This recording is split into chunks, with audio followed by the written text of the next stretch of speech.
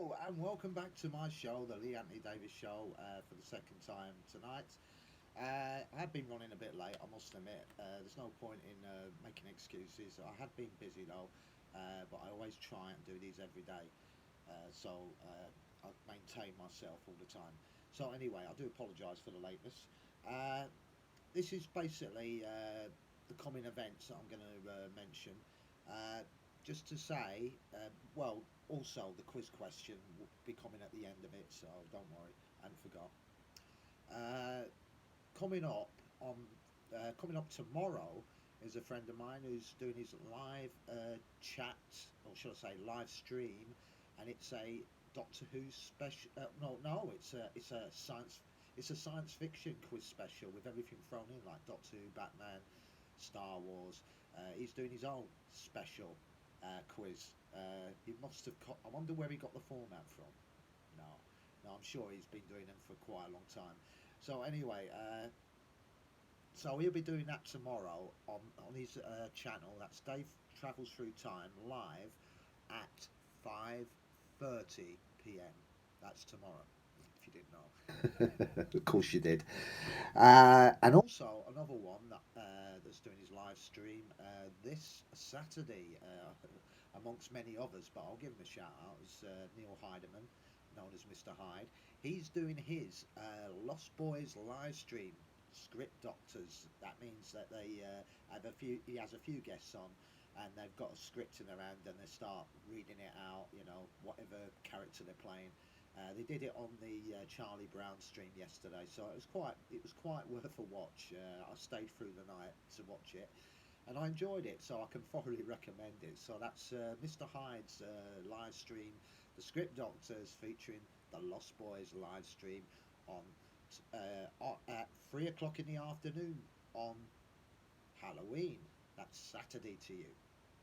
So anyway, let's tell you what's coming up for me personally.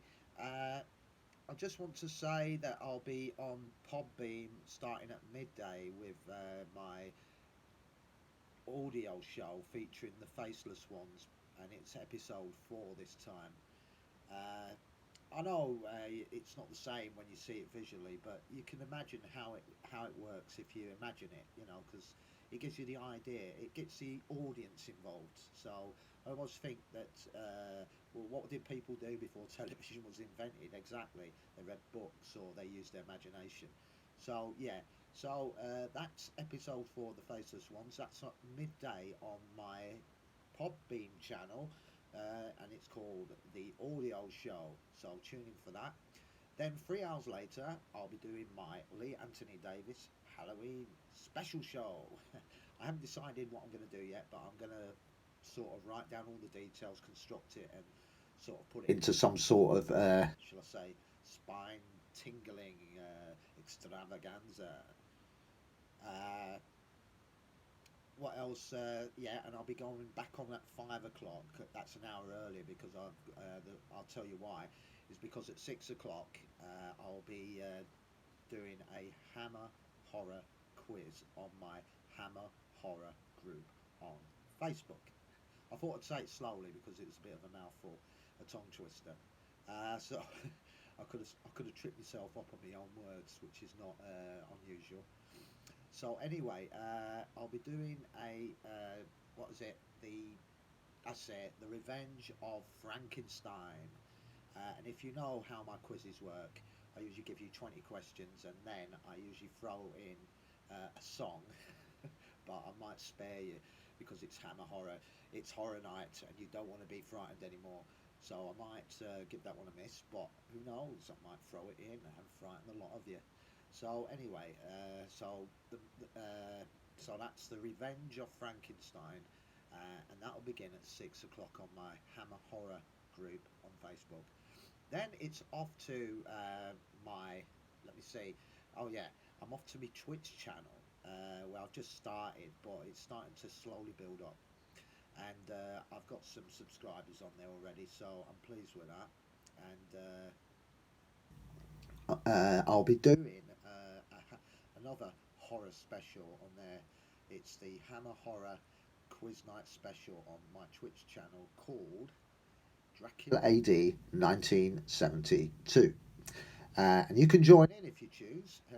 Basically, how it works, as I said, 20 questions and 20 questions again with the answers. Then you can either give yourself, just for a bit of fun, give yourself a point for everyone you get right, and obviously a point for everyone you get wrong. Obviously, I trust you to sort of do it right. Otherwise, there won't be any fun taking part with it if you cheat. So anyway, so that's coming up at 9 o'clock on my Twitch channel. And then at midnight, I move back to Facebook and I'll be going on my horror group to do a watch party with all the best horror scenes thrown in. And I'll probably do that till about 2 o'clock in the morning. And then that is it. And then on Sunday, I'll be launching my new group called the Sarah Jane Adventures. And for look, would you believe it? Somebody's wanting to join already. So I said, yeah, okay. There's nothing on there though, not yet. So hope he's not disappointed. But yeah, it's fantastic when somebody wants to join and you've not even launched it yet. So yeah, thank you to him. I will be launching it on Sunday on Facebook. I promote it on Twitter and Facebook, obviously, the up and coming days, and hopefully it will be a winner because we all know how the nation loved the late Elizabeth Sladen, who passed away sadly in 2011. And it was a big shock, really, because the programme I felt was starting to really pick up, and I felt that it could sort of last as it could have its own Doctor Who sort of feel to it, where it would go on and go on and go, but nothing goes on forever. Nothing is permanent. And it wouldn't have been in good taste to carry it on, would it? I know they've done it with other shows like Taggart. Mark McManus passed away, and they kept the program going, but it wasn't the same. But they still called it Taggart, a little bit strange that. And they did that with many other shows. I suppose it was basically to keep the interest going, But when you lose your main character, it does put a dent in it. If you took Del Boy out of Only Fools and Horses, you're left with Rodney and Uncle Albert or whatever. It, there's something missing there, like the sugar's not in the cake type of thing. So no, I felt that it was the right thing to do. I must admit though, it was badly edited towards the end where they did Sarah Jane doing this sort of monologue, like a voiceover with some scenes already that they'd done from the previous episodes, and I just felt that could have been done a bit better, because we all knew what happened to Elizabeth. She passed away earlier before that was made. So I can understand that they probably didn't have time and they just rushed it, to put it in, But I mean, I was hoping for Katie Manning to take over. When I saw her in 2000, I thought it would be a great idea if she took over, wouldn't it? She had a band of little merry men. I mean, there was certainly momentum and legs for that to go in a direction, because it's proved that you can go out, and that would have been before Elizabeth Sladen passed away, and it would have been in good taste then, wouldn't it? But they chose not to do that, and probably she didn't want to do it anyway. But like I said, I'll be launching it on Sunday, so look out for that. I thought I'd mention it again. In December, I'll be launching two groups. One called the Cult Television Group, which will feature The Prisoner, the Avengers, Blake Seven, obviously, but I've already got some groups on Blake Seven already, and Knight Rider and Incredible Hulk, all that sort of stuff, And I'll be putting it all on there, but I'm all right for time. And there's also a Christmas group, also to be launched in December. That will start on the 1st of December. That will be all your old favourite Christmas sitcoms, your Christmas shows, adverts, everything in there, plus live broadcasts on there and stuff from me, and who else wants to do a live chat room for Christmas. And I think it'll do well at Christmas, but beyond Christmas, I don't think it'll do well at all. I think people get switched off after Christmas. So I think they had enough by then. So anyway, we'll see how it goes. If it carries on, I will do it. But it'll look strange when it going into the summer, that Christmas group. So no, we'll see how it goes anyway. So that's what's coming up. I've got stuff coming up in the new year, but I'm not going to tell you about it yet because I haven't really thought it through. But all I can say is I've got some groups that I have yet to sort of put more shall I say, more work into, which is the Crystal Group, the Magic Circle Group. You know, it's about spells and stuff. I won't go into that because it's not the best place.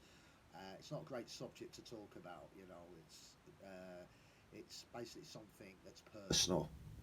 You know, so I'll leave it at that.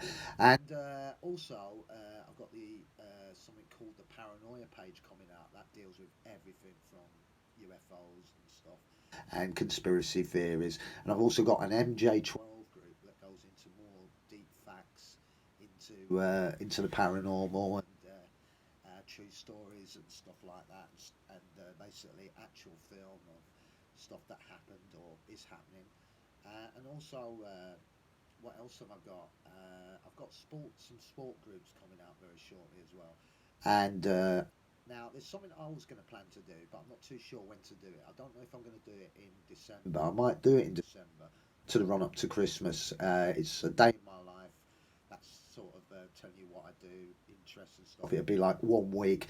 I might do it at Christmas. It might be more interesting to do it then. So I'll see how it goes, but I'm not going to make any announcements on that. But I've got a plan to do 7 days in my life as a podcast, showing you my interests, my hobbies, my Doctor Who collection, my science fiction collection, my horror collection, you know, and all that stuff, and tell you what I get up to, and you know, that sort of thing. But I'll leave that for another time.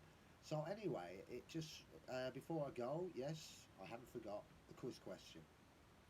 So anyway, here we go. If you watch spaghetti westerns, you know about Lee Van Cleef. He always plays the baddie. He was in The Good, the Bad, the Ugly as well, where he was a baddie in that. But he started his career well before that in science fiction, and there was a film that he made his debut in. Now, can you name me that film? Was it A? The B? Was it? I forgot it. Would you believe it? It's not even the right answer, but I thought I'd let you in on that one. Yeah, here it goes. It came from beneath the sea. Is it B, them, or is it C, the beast from 20,000 fathoms? The answer is obviously, I'll do the drum roll, shall I? The pathetic drum roll.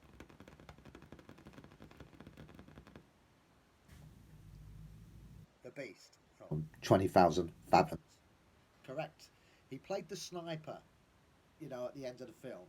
That was to take that had an isotope sort of in the bullet or whatever, and he would fire it at the creature because it was radioactive. So his blood was very radioactive, and everyone died. Anyone that got near it. So this creature was sort of impregnable, wasn't it? So anyway, it was fun. I enjoyed that. Ray Harryhausen knew how to animate great stuff, didn't he? Anyway, so that's the answer. That's Lee Van Cleef. Was in the Beast from 20,000 Fathoms. A great film. I recommend you watch it. It's special effects are next to nothing, and some of the dialogue's brilliant as well. You know.